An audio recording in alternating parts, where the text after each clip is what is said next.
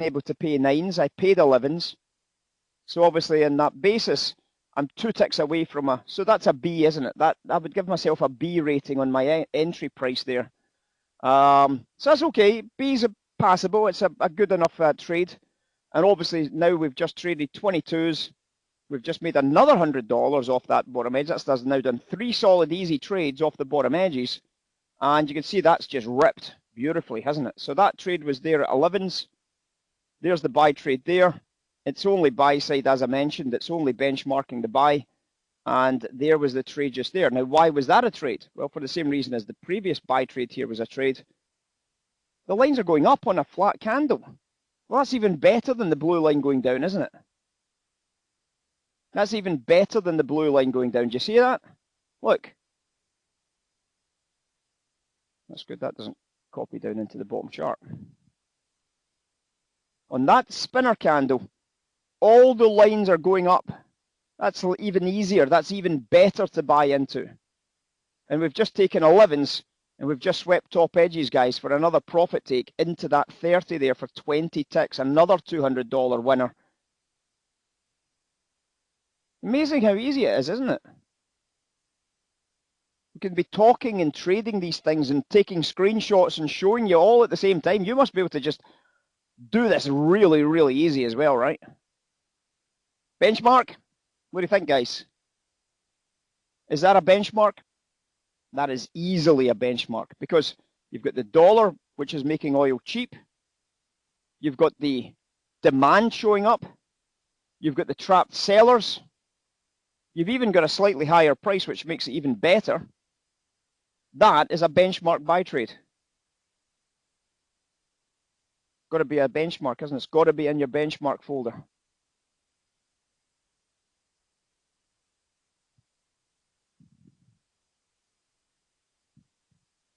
Crazy, crazy, crazy, crazy. Love it. Who doesn't love the oil? We love the oil. That S&P bounced right off of that bullish order block that we showed you earlier.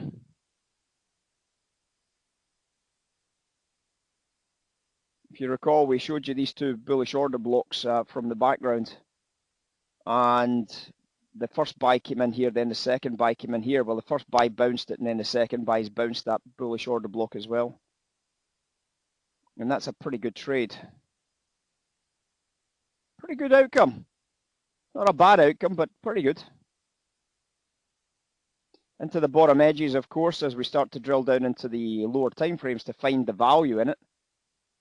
Of course, you can see that there was a little measured move against the last little bracket. You can see quite a strong buy reversal here, but it did get a cap seller coming in at these prices here. You can agree with me on that one there. So there's the cap seller came in there. That basically means that you're going to be starting to think about a measure on that trade. You're thinking about where the maximum bottom line could possibly be, and that's your measure right there, yes? I'm assuming everybody did the work to find that measure. So there's your measure. And that measure takes place inside the cash open, inside the bottom edge bracket, inside the bullish order block, which is even better news. Did it have any value to buy into? Well, that's obviously the next question. One of the things that we were concerned about yesterday was this horrid rotation into the cash close yesterday. Horrid rotation.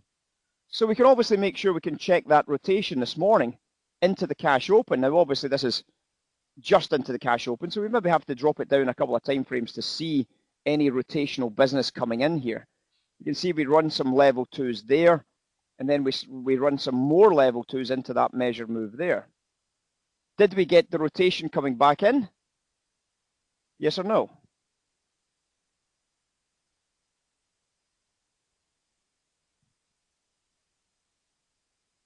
Kind of obvious, isn't it? A very sizable rotation, considering that's the rotation that made me bearish last night. Then, of course, that must be the rotation that's making me bullish this morning into these low prices here. Now, the challenge you've got, of course, is that the rotation, whilst it's opened gap up, the price should be back above these key levels up here. The rotation hasn't improved, and that's a disappointment, isn't it? A real disappointment from that rotation. Looking at it from a sentiment point of view, You can see the sentiment was actually okay initially. This drive obviously caught you a little bit out, so you had to wait for the price to drive back up before the sentiment started to line up with you, and you bought back in here or possibly here to take advantage of the sentiment flip. But again, into the top edge, you can see sentiment's a busted flush, and there's no buyers at higher prices, and that's just helped to basically rotate the S&P back out of that top line again. Horrid. Absolutely horrid, isn't it? One of the other concerns we had, of course, was our tech stocks because of the Microsoft earnings reports. So when we look at tech stocks, did we have a bull coming in the tech stocks? Yes, we did in the cash open. So you were able to use that information to find that buy at the bottom edges. Unfortunately for the bulls, they just couldn't find anybody willing to come in above that cap seller.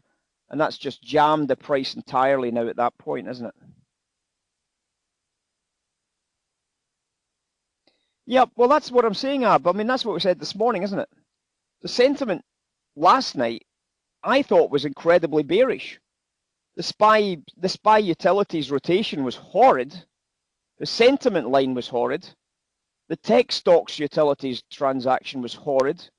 The price of volatility, in my opinion, didn't seem to reflect what the implied volatility pricing was showing. But then the implied volatility pricing does not mean that the dealers lose money.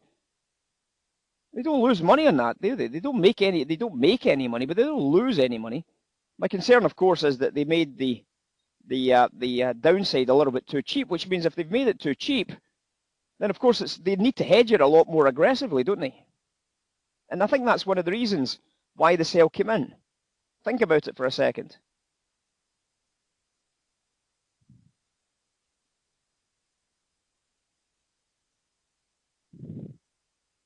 If I've got a key dealer level here, and I've got implied volatility of 20%,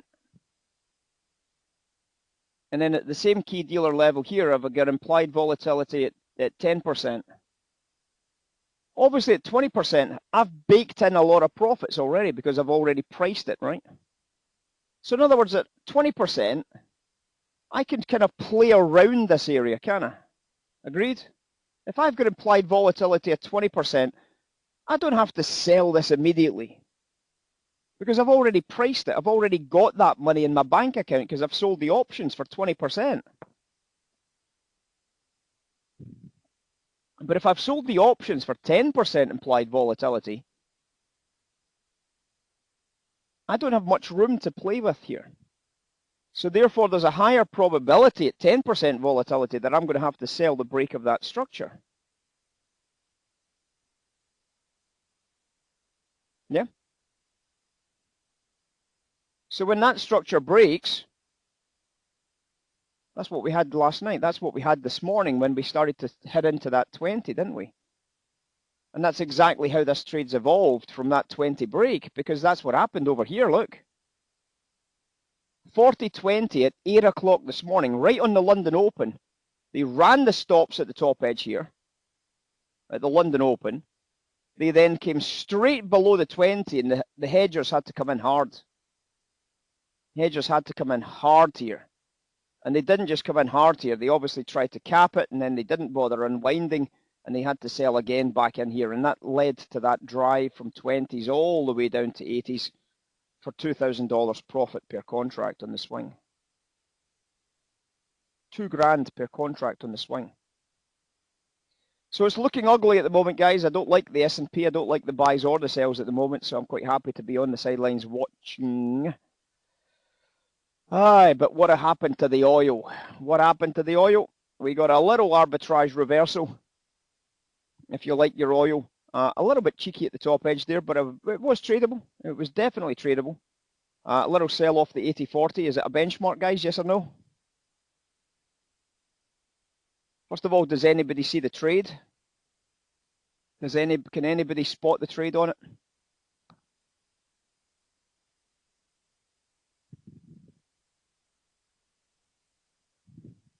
Would you agree that there is a possible benchmark setting up there?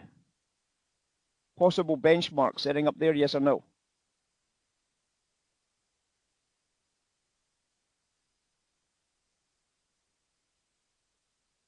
Sure. So guys, this oil starting to set up at the bottom edges again, but the book's very bearish again still at the moment. So I'm certainly not buying it just yet. Certainly not buying it, but there's a lot of value developing in terms of that demand line. So if I can get a little book flip, which you just got, so I've just taken the trade, and I'm booking some profits, and I'm booking some profits, and I'm booking some profits. There we go, another winner, guys. Boom. Screenshot that bad boy.